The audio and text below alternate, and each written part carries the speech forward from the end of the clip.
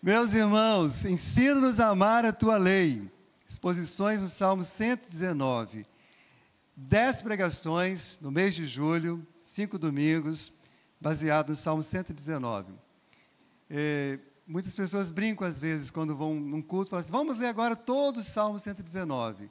E quem não se lembra e abre, nem assusta, porque são 175 versículos. 76, né? É o maior, né, capítulo da Bíblia em número de versículos. E realmente, para você lê-lo todo, você tem que estar com tempo, paciência.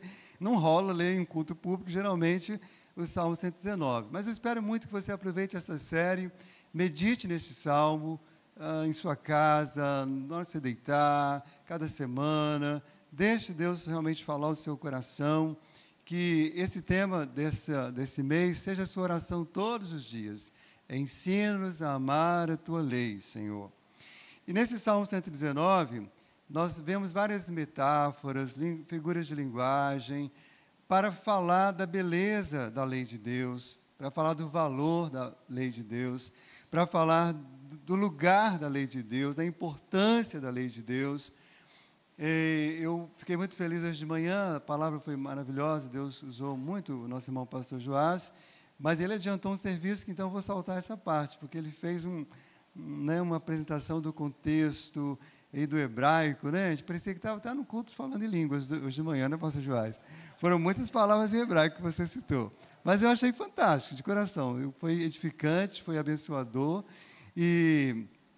então, eu recomendo que você ouça, para você entender um pouco mais sobre o que cerca esse salmo, né? Como ele foi escrito, a métrica, o alfabeto hebraico, né? Como ele foi distribuído com as letras do alfabeto hebraico. É muita informação maravilhosa, vale realmente a pena.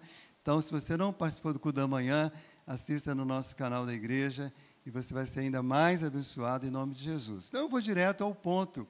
Eu creio que essa porção que nós estamos pregando hoje, que é do verso 1 ao verso 8, tem um tema muito claro, que é a obediência à lei de Deus. E é sobre isso que eu vou falar então. A obediência à lei de Deus. Dos versos 1 aos versos 8, peço aos irmãos que acompanhem silenciosamente a leitura do Salmo 119, versos 1 a 8, que diz assim: Bem-aventurados os irrepreensíveis do seu caminho, que andam na lei do Senhor. Bem-aventurados os que guardam as suas prescrições e o buscam de todo o coração. Não praticam a iniquidade e andam nos seus caminhos. Tu ordenaste os teus mandamentos para que os cumpramos à risca. Tomara sejam firmes os meus passos para que eu observe os teus preceitos. Então não terei de que me envergonhar, quando considerar em todos os teus mandamentos. Render-te-ei graças com integridade de coração, quando tiver aprendido os teus retos juízos.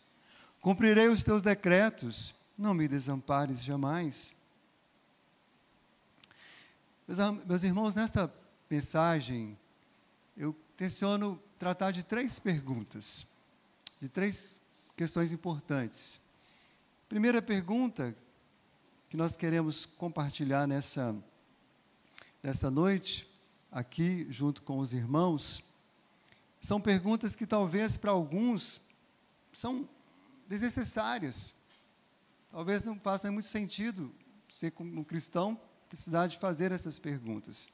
Mas a grande verdade, irmãos, é que muitas pessoas têm não entendido essas perguntas e dado respostas erradas a essas perguntas, inclusive cristãos.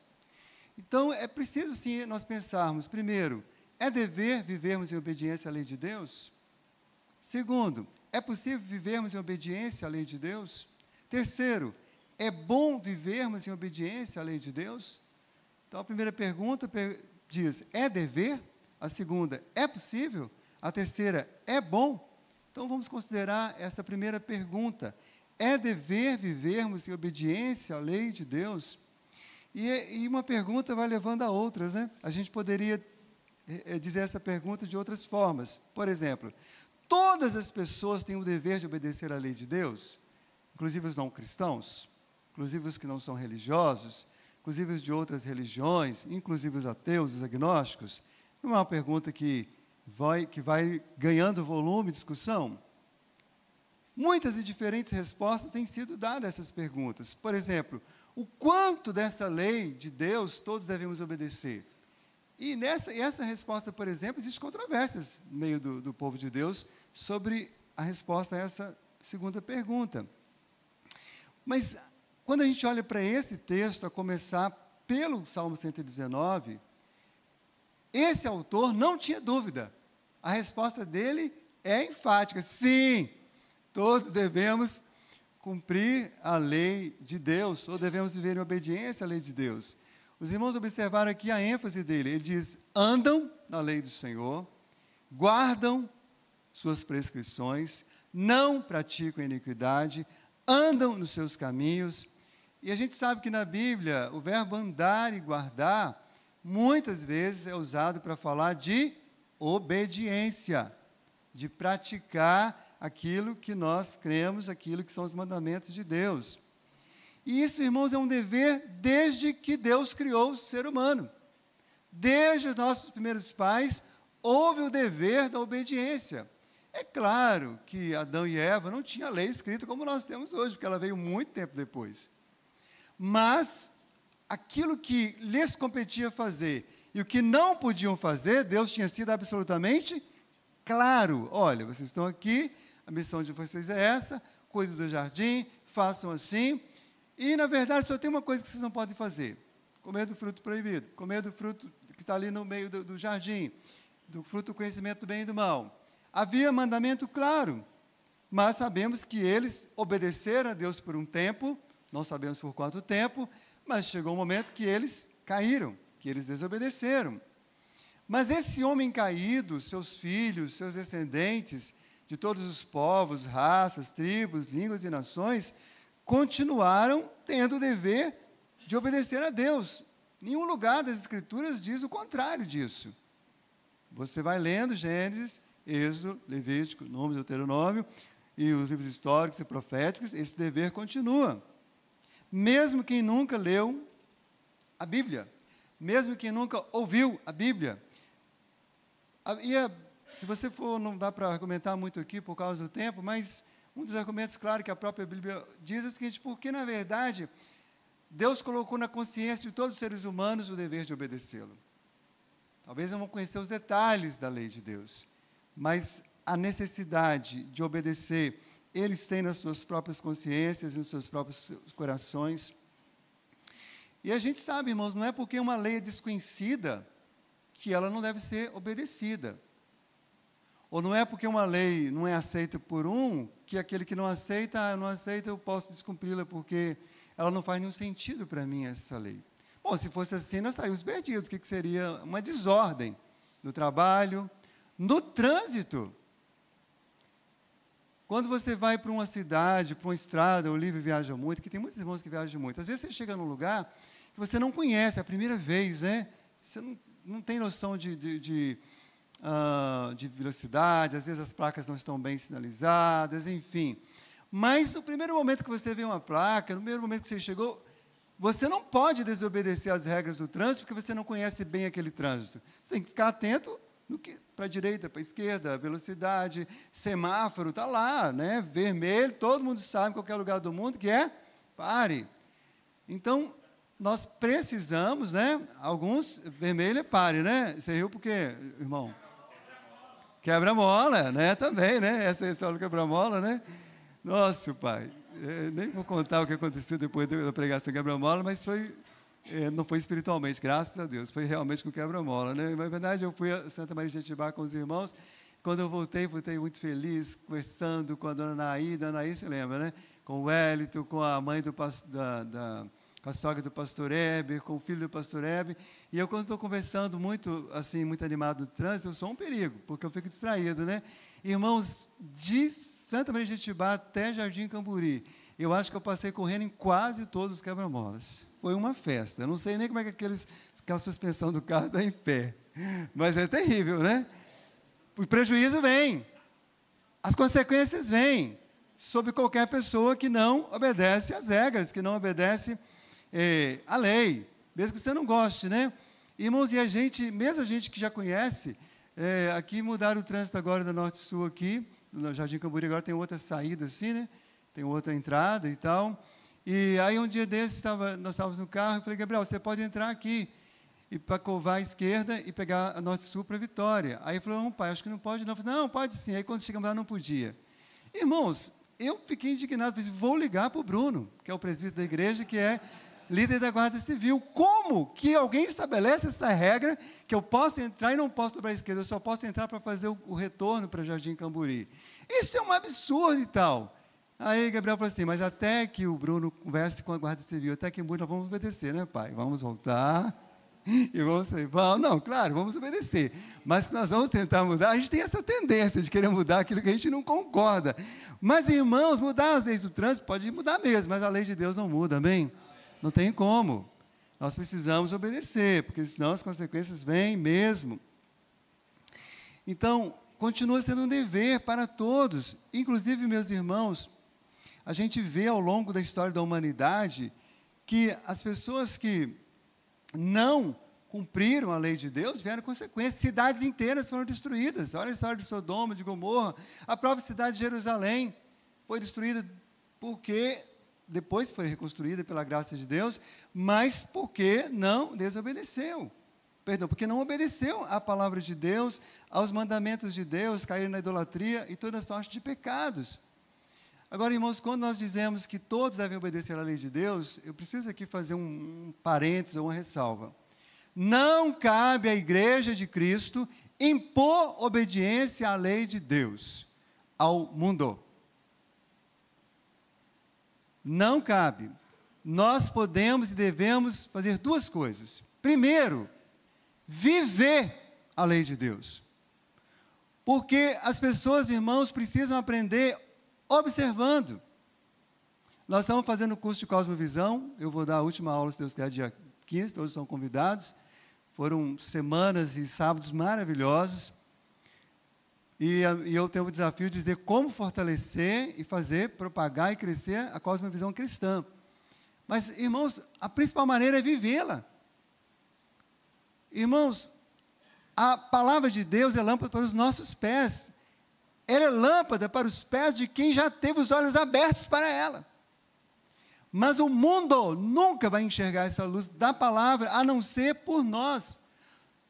A Bíblia é muito clara, nós é que somos a lâmpada para o mundo. Nós somos sal da terra e luz do mundo. Então, a lâmpada de Deus, a palavra de Deus nos ilumina, nos santifica, muda a nossa vida, e as pessoas olham para nós, nós refletindo a luz de Cristo, e aí elas percebem, opa, aqui tem alguém vivendo diferente. Porque dizer o que as pessoas têm que fazer, irmãos, é fácil. Mas viver em obediência é o grande desafio. Então, você quer transformar o seu ambiente de trabalho, a faculdade, a cosmovisão na política, viva! O mundo empresarial, a ONG, a comunidade, seja essa luz que resplandece a luz de Cristo. Agora, além de viver, você pode expor. Eu sempre uso esse trocadilho aqui, inclusive aqui na igreja, né, conversando com os pastores, com os professores, né, quando fomos tratar de dons espirituais, alguns falam, pastor, mas isso é um assunto divergente, eu acho que o senhor devia dar todas as aulas. Não, irmãos, podemos inclusive divergir, glória a Deus. Não temos problema em expor o que sentimos e pensamos e acreditamos. Não podemos impor certas coisas. Então, expor, proclamar, abrir a boca, declarar o que nós cremos, os mandamentos de Deus, onde nós estivermos, façamos isso. Sempre, a tempo e fora de tempo, tendo oportunidade, especialmente, abra sua boca e diga o que você crê. Conforme foi falado ontem, né, no curso, conforme o Géder faz no projeto de vida como professor, e outros professores fazem, tendo oportunidade, abre a boca e dizem o que creem, o que pensam, porque todos podem dizer, nós também podemos dizer, não podemos impor. E muitos crentes, às vezes, perdem a oportunidade, e às vezes são perseguidos, não porque expuseram, mas porque quiseram impor. Se você for perseguido porque você expôs e viveu as Escrituras, os mandamentos de Deus, fique firme, fique alegre, porque você é um bem-aventurado em sofrer por amor a Jesus. Mas se você sofre porque você quer impor, aí, meu amigo, você está fazendo a coisa errada. Então, deixe que Deus trate com essas pessoas, irmãos, porque todos vão prestar conta de Deus, a Deus sobre o que vivem e o que fazem. Então, é dever vivermos a obediência à lei de Deus, é dever de todos, inclusive de nós cristãos já regenerados e salvos. E, por incrível que pareça, a gente sabe que há muita gente dentro da igreja, né? Eu não vou citar nomes nunca aqui, mas eu gosto de citar coisas que eu vejo durante a semana, para vocês saberem assim, eu estou falando de coisas que a gente está vivendo. Um querido irmão presbiteriano da nossa denominação, de outra comunidade local, postou um versículo do Antigo Testamento. Um versículo. Lindo, versículo maravilhoso. Um outro colega, irmão querido, eu amo também, mas de uma outra denominação, foi e começou a criticar. Mas você está falando de lei, porque a igreja legalista quer viver pela lei. O irmão só colocou um versículo. Falei, calma. Graças a Deus o irmão não brigou, deixou para lá, e, né, só deu uma palavra lá e tranquilo. Mas o outro irmão quis rejeitar. Não, você... Meus irmãos, olha o que Jesus Cristo disse. Não pensem em vocês que eu vim revogar a lei ou os profetas. Eu não vim para revogar, eu vim para cumprir. Porque em verdade vos digo que até que o céu e a terra passem, nenhum i, nenhum tio jamais passará da lei até que tudo se cumpra. Não adianta Xuxa Meneghel querer escrever a Bíblia, a inteligência artificial querer escrever a Bíblia, como está escrito aí, um dos conselheiros da ONU, de nacionalidade judaica, mas ateu, propondo que se reescreva a Bíblia para unir os povos, e que a inteligência artificial é o mais recomendável, porque ela tem capacidade de fazer isso de uma maneira que nos una todos. Nos unir debaixo da mentira, de uma Bíblia reescrita, não, pode reescrever se quiser, como já tem corrompido tanto, mas não vai mudar. A lei de Deus é imutável, não passa. Está prevalecendo e haverá de prevalecer por toda a eternidade. Obviamente, irmãos, nós não guardamos a lei como uma condição para a nossa salvação. Isso sim seria legalismo. Não guardamos a lei para sermos salvos. Guardamos a lei porque fomos salvos. Fomos separados como um povo de propriedade exclusiva de Deus. Então, nós, como povo de Deus, é o povo que realmente pode cumprir a lei de Deus, de alguma forma, crescendo cada vez mais. Agora, o quanto dessa lei todos deveriam obedecer? Todos devem obedecer. E a resposta do salmista é enfática. Tu ordenaste os teus mandamentos para que os cumpramos à risca. Gente, ninguém vai criar uma lei para ser desobedecida. Não deveria, pelo menos, né? Toda lei ela tem um objetivo. Deus, pelo menos, não faria isso. Ele cumpre porque tem um fim, tem um propósito e precisa ser obedecida. Cumprir à risca implica em não aumentar e nem diminuir nada dos mandamentos de Deus, como o texto que lemos hoje de manhã na liturgia do culto. Nada acrescentareis à palavra que vos mando, nem diminuireis dela, para que guardeis os mandamentos do Senhor, vosso Deus, que eu vos mando, que é o que estão tentando fazer todo instante. É claro, irmãos, que existem algumas orientações, algumas ordens do Antigo Testamento, por exemplo, que elas foram circunstanciais. O pastor Joás falou muito bem sobre isso hoje. Leis cerimoniais, por exemplo, elas foram conduzindo-nos até Cristo, são sombras das coisas que estavam por vir. Cristo veio, não precisa continuar guardando todas aquelas regrinhas que estão ali. Leis civis que foram dadas para a nação de Israel, têm seu valor, têm princípios, por isso que permanecem na palavra de Deus, mas não precisam seguir à risca hoje como igreja de Cristo. Temos que ter essa sabedoria, obviamente. Mas os princípios divinos resumidos nos 10 mandamentos continuam. A essência dos 10 mandamentos, resumida em 2, que é amar a Deus sobre todas as coisas e amar o próximo como a si mesmo, isso é eterno, como cantamos agora há pouco aqui. E a lei de Deus, enquanto escrituras sagradas, sabiamente interpretadas sob a iluminação do Espírito Santo, continuam. A lei de Deus, enquanto palavra de Deus, continua. Isso é o que nós cremos, irmãos. Então, é dever vivermos em obediência à lei de Deus. Em segundo lugar, a segunda pergunta é possível? É dever, mas é possível vivermos em obediência à lei de Deus? E neste segundo ponto, nós levantamos outras questões. É realmente possível alguém viver em perfeita obediência à lei de Deus? É impossível ao homem obedecer de alguma forma a Deus? Quem realmente conseguiu viver em perfeita obediência à lei de Deus?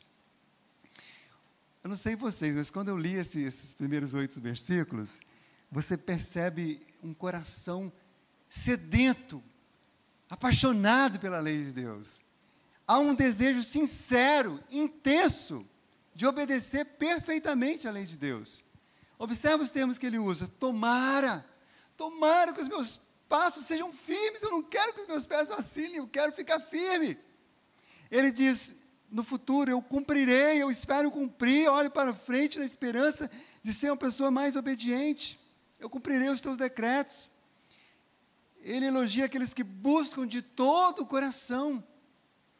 E ele ainda diz: quando eu tiver aprendido, ele quer aprender, ele quer crescer na obediência ao Senhor. Mas sejamos sinceros, irmãos, essas mesmas palavras do salmista denunciam que ele não estava obedecendo perfeitamente. Ele estava assumindo que ele ainda não conseguia fazê-lo. Ele desejava muito, ele buscava sinceramente muito fazê-lo, mas ele sabia que ele ainda falhava. E se você ler todo o Salmo 119 numa pancada só, você vai ver que isso vai voltar. Há momentos que ele vai reconhecer que há desobediência à lei, que há quebra da lei, que ele mesmo falha, que outras pessoas falham, que pessoas do povo de Deus falhavam.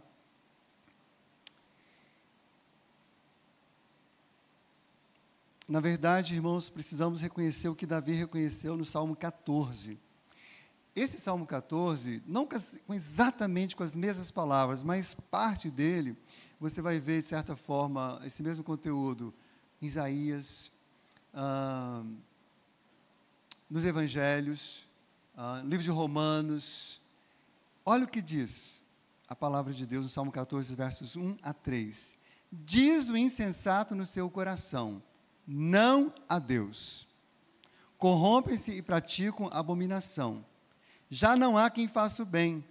Do céu olha o Senhor para os filhos dos homens, para ver se há quem entenda, se há quem busque a Deus. Todos se extraviaram e juntamente se corromperam. Não há quem faça o bem, não há nenhum sequer. Essa é uma descrição muito forte do mundo em que vivemos, da quantidade de pecado e de iniquidade que é cometida. Aqui descreve uma humanidade sem Deus. Mas tem uma boa notícia das Escrituras, que, apesar disso, irmãos, não quer dizer que um ímpio não possa obedecer parcialmente alguma orientação de Deus ou alguma lei de Deus. Aliás, irmãos, graças a Deus, porque muitos ímpios, apesar de não amarem a Deus, apesar de não crerem em Deus, apesar de não buscarem o Senhor, em muitas coisas eles nos espantam com a sua obediência, em certos aspectos. E isso é uma misericórdia de Deus sobre a humanidade, porque senão, irmãos, a vida nesse planeta já teria se tornado insuportável há muito tempo. Aliás, a vida já tem se tornado insuportável para muitos. Só ver o número de suicídios. As pessoas não aguentam mais de tanta dor, de tanta tragédia, tanto sofrimento, perdem o sentido da vida. Foi a pergunta que o Jader fez um dia desses na classe para os alunos adolescentes lá. A vida faz sentido? Né? E vários disseram: não faz sentido. E, de fato, para muitas pessoas não faz sentido. Para o ateu não faz sentido e para tantos outros. Mas, mesmo assim, eles continuam obedecendo, vão à escola, muitos deles não roubam, muitos deles não mentem, muitos deles são gente boa, obedecem aos pais. Tem muitos meninos ainda que fazem coisas boas. E isso é graça comum, é misericórdia de Deus sobre nós todos. Mas preste atenção, queridos, o mais obediente homem na terra não obedece de forma perfeita. Em alguma coisa ele desliza, ele tropeça, ele cai, ele consequentemente carrega o peso da culpa, o jugo, a condenação do pecado. Quem nos alertou sobre isso de uma maneira muito direta foi Tiago, no capítulo 2, verso 10. Pois qualquer que guarda toda a lei, mas tropeça em um só ponto, se torna o culpado de todos. O esmaga, o peso é grande, a condenação, a tristeza, a angústia de viver do pecado é terrível, mesmo para o ímpio. Ele tenta entorpecer o seu coração e anestesiá-lo com os seus prazeres mundanos, mas o sofrimento está ali. Mas a melhor notícia dessa noite, que todos nós já conhecemos, espero que você conheça, se não conheça, você vai conhecer agora, é que houve um homem, nascido de mulher, gerado pelo Espírito Santo, que cumpriu perfeitamente a lei. Diz a palavra de Deus lá em Filipenses 2:8. Jesus se humilhou, tornando-se obediente até a morte, e morte de cruz. Ou seja, Cristo não somente viveu de forma perfeita, mas também morreu de forma perfeita e sacrificial no lugar de seus irmãos mais novos, já que ele é chamado de o primogênito, no lugar dos filhos de Deus, no lugar de todos aqueles que haveriam de crer nele, todos aqueles que já tinham crido nele. E Paulo corrobora com essa afirmação, dizendo no Romanos 5,19, porque como pela desobediência de um só homem, muitos foram feitos pecadores, assim pela obediência pela obediência de um só, muitos serão feitos justos. Pela obediência de Cristo, muitos têm sido feitos justos, cada um que crê no Senhor Jesus. Então, irmãos, preste atenção numa coisa. Cristo não veio somente para nos resgatar, somente para nos livrar da condenação eterna. Cristo veio para nos santificar. Cristo veio para nos dar poder para vencer o pecado. Cristo veio para fazer com que seja possível viver em obediência à lei de Deus. Então, para o cristão é possível continuar crescendo na obediência a Deus. Olha o que a palavra de Deus continua nos dizendo em Romanos 6. Não reine, portanto, o pecado no vosso corpo mortal, para lhe obedecerdes em suas concupiscências. Nem tampouco apresenteis vossos membros ao pecado, por instrumentos de iniquidade, mas apresenteis a Deus como vivos, dentre os mortos, e os vossos membros a Deus como instrumentos de justiça. Mas agora, libertados do pecado e feitos servos de Deus, tendes o vosso fruto para a santificação e, por fim, para a vida eterna. Meus amados irmãos, aqui nesse plano, nem mesmo o crente mais santo ainda tem uma obediência perfeita. Mas nós podemos, todos os dias, estarmos crescendo nessa obediência. Amanhã você pode ser mais obediente do que hoje, em nome de Jesus. Isso se chama santificação. Isso se chama discipulado. Assim como o salmista, o cristão regenerado está aprendendo dia após dia ser mais obediente à palavra de Deus. Lembra que nós lemos aqui, quando eu tiver aprendido os teus juízes, ele estava aprendendo. E o que é o discipulado, se não o aprendizado constante? Aprender cada dia mais a obedecer. Lembra do que Jesus falou? Quando ele mandou fazer discípulos, ensinando-os a guardar tudo o que vos tenho ordenado. A gente vai aprendendo. Mas o discipulado cristão, meus irmãos, embora inclua o aprendizado horizontal, nós ajudarmos uns aos outros, a principal marca, a primeira marca, a profunda marca do discipulado cristão é aprender com Jesus. Ele disse assim, tomai sobre vós o meu jugo e aprendei de mim, que sou manso e humilde de coração, e encontrareis descanso para as vossas almas. Irmãos, Jesus não é apenas o mestre, ele é o próprio conteúdo, ele é a palavra, ele é a lei, ele é tudo. E a gente aprende com ele e a gente aprende dele.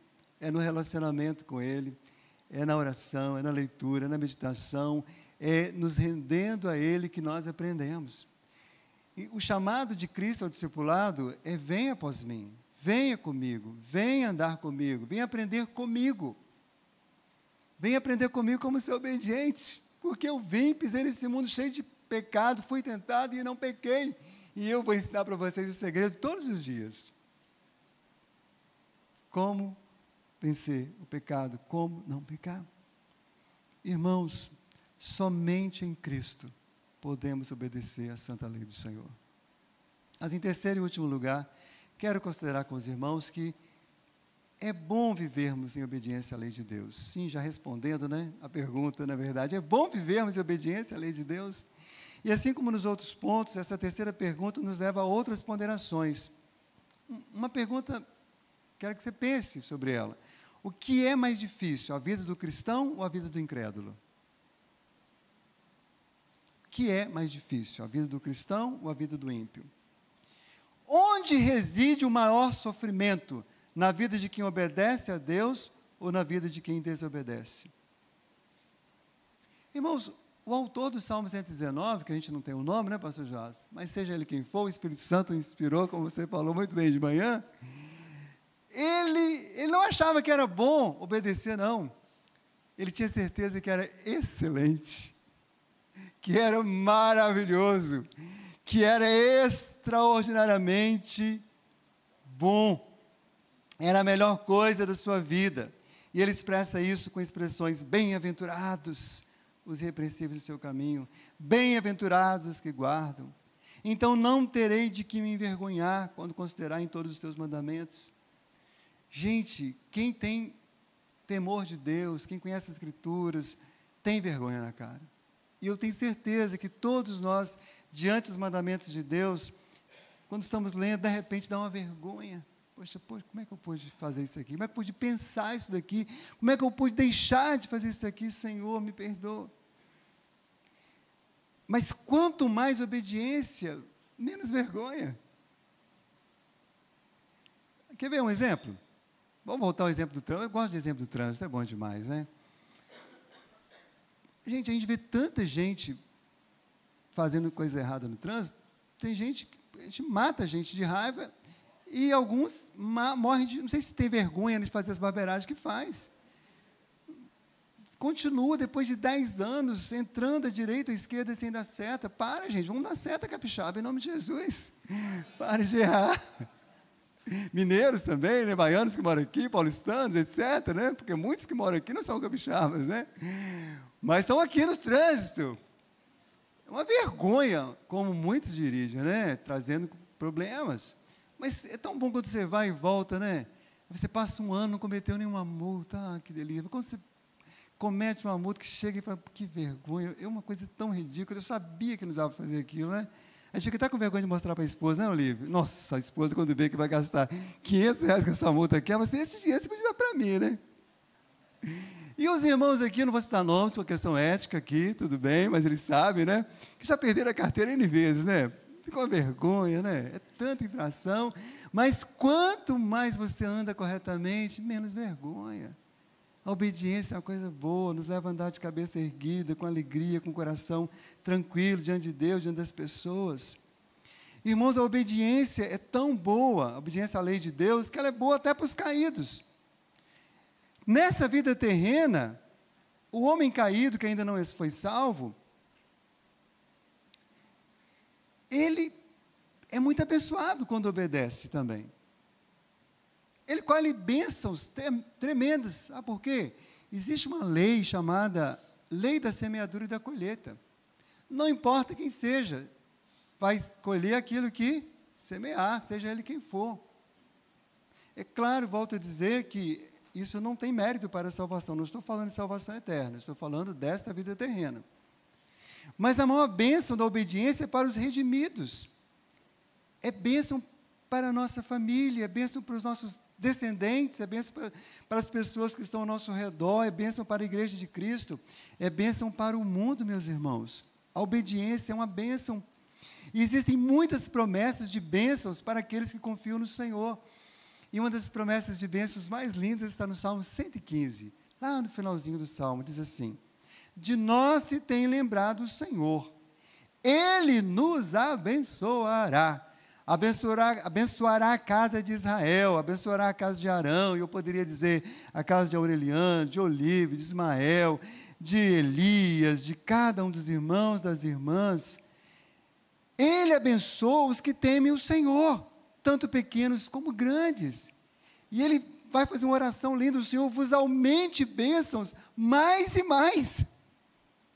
Deus tem te abençoado, aleluia, seja grato. Mas ele diz que ele pede sem nenhuma dificuldade, vos aumente bênção mais e mais sobre vós e sobre os vossos filhos. Olha que coisa linda, Deus abençoa seu pai, abençoa você, Ele pode abençoar ainda mais seus filhos, louvado seja Deus. Creia nisso. Que alegria ver nossos filhos prosperarem, sobretudo espiritualmente, mas também em outras áreas da vida, com a bênção do Senhor. Sede bendito o Senhor que fez os céus e a terra. Irmãos, já caminhando para a nossa conclusão, nosso encerramento, eu preciso dizer aos irmãos, infelizmente, muita gente tem sido enganada por Satanás, com muitos enganos, mas eu queria citar 3. E se porventura você que está ouvindo este culto pela internet, ou você que está aqui, estiver equivocado, enganado, ludibriado, eu rogo a Deus que desvenda os seus olhos nessa noite. Primeiro engano de Satanás.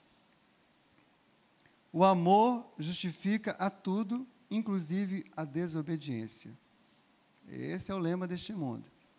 Mas essa é uma mentira de Satanás, porque olha o que a Bíblia diz pela boca de João, aquele que é chamado apóstolo amado. 1 João 5, versos 2 a 5, especialmente verso 2. Nisto que conhecemos que amamos os filhos de Deus, quando amamos a Deus e praticamos os seus mandamentos. Você ama mesmo os seus filhos? Então ame a Deus e obedeça, porque os seus filhos vão aprender a amar a Deus e obedecer a Deus olhando para você. Você ama sua irmã, seu irmão, seus parentes, seus irmãos da igreja? Então ame a Deus e obedeça os mandamentos. Irmãos, não é fazendo concessão com o pecado que a gente expressa verdadeiro amor, não. É vivendo em obediência e ensinando as pessoas a viverem em obediência que a gente expressa nosso verdadeiro amor. Segundo engano, os mandamentos de Deus são penosos. Satanás diz todo dia isso para todo mundo. Complicados. Os mandamentos de Deus levam um sofrimento maior do que o sofrimento dos ímpios. Irmão, o sofrimento sempre vai haver nesse mundo. Mas isso é uma mentira de Satanás. Olha o que diz o mesmo João, no capítulo 5, verso 3. Porque este é o amor de Deus, que guardemos os seus mandamentos. Ora, os seus mandamentos não são penosos. Deus nos ama, não falando assim, Olívio, hoje você está cansado, né? Você pode relaxar, cometendo esse pecado. Não, Ele diz aqui que Ele nos ama, nos dando o mandamento para cumprir. E logo acrescenta, porque esses mandamentos, na verdade, não são penosos.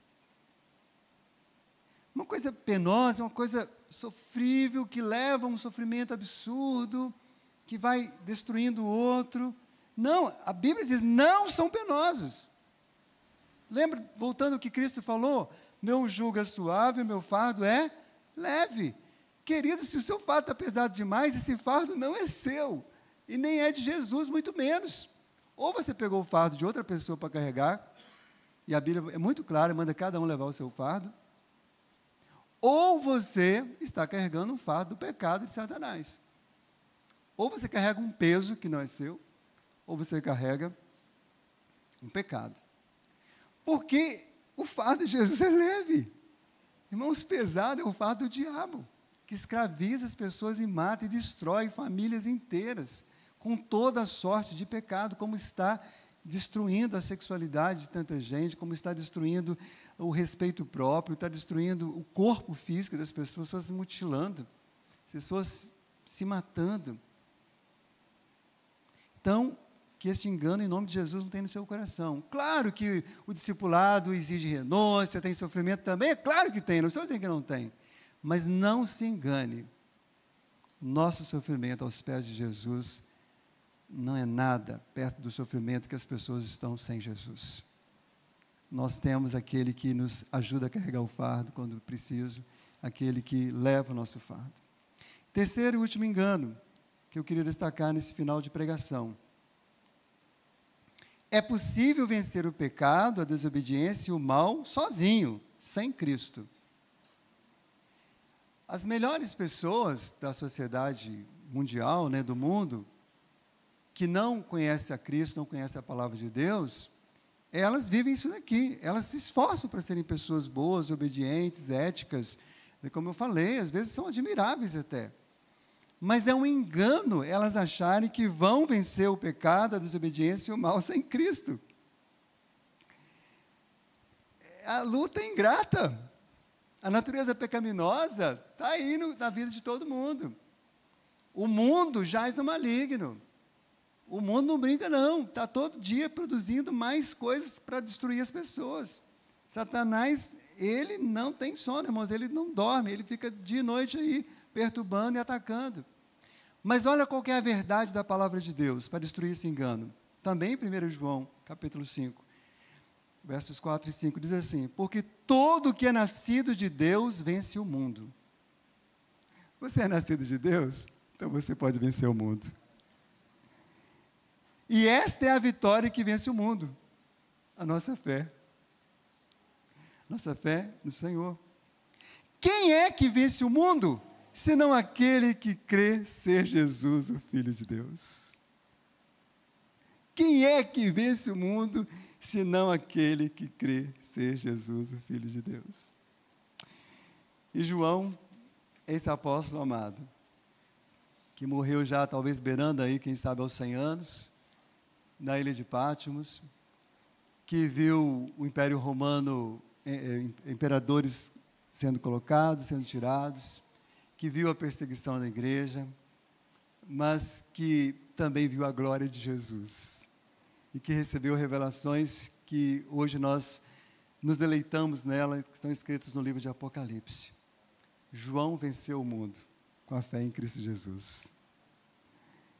Amanhã é segunda-feira, dia de luta, todos nós vamos enfrentar desafios, talvez alguma perseguição, afronta de Satanás, do mundo, dificuldades, mas lembre-se, nós somos vencedores olhando para Jesus.